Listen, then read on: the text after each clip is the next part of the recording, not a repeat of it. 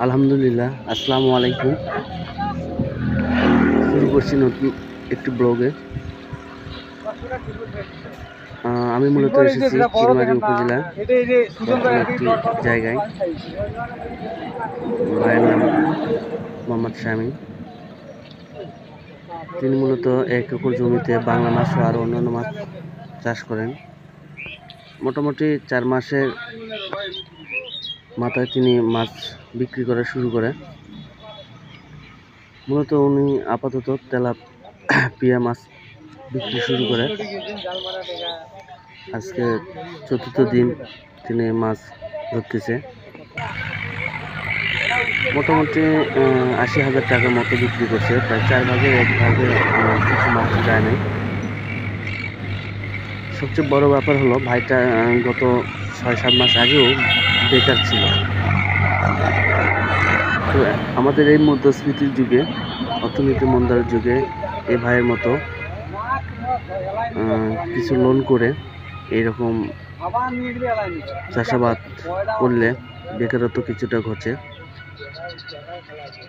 কিছুদিন আগেও তিনি বেকার ছিল, আজ তিনি স্বাবলম্বী। মোটামুটি ভালো একটা টাকার মাছ বিক্রি করবে।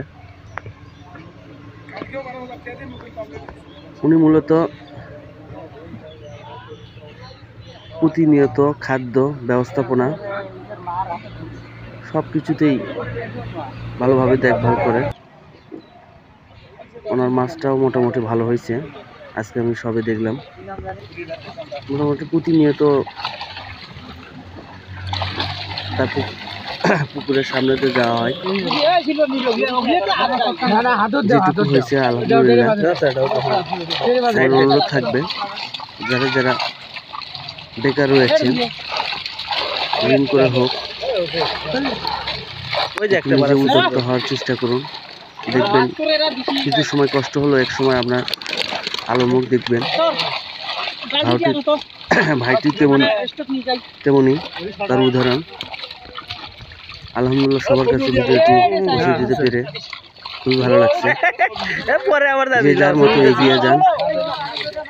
আল্লাহ পাক এখন নিরাশা করে না, চেষ্টা করলে বিফলে যায় না।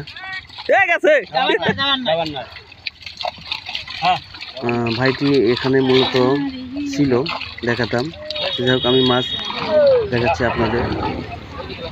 আপনি শুরু করেন, শুরু করলে তার রেজাল্ট হবে ইনশাল্লাহ। যে কোনো পরামর্শ পেতে যোগাযোগ করেন। মোহাম্মদ মেহেদী হাসান,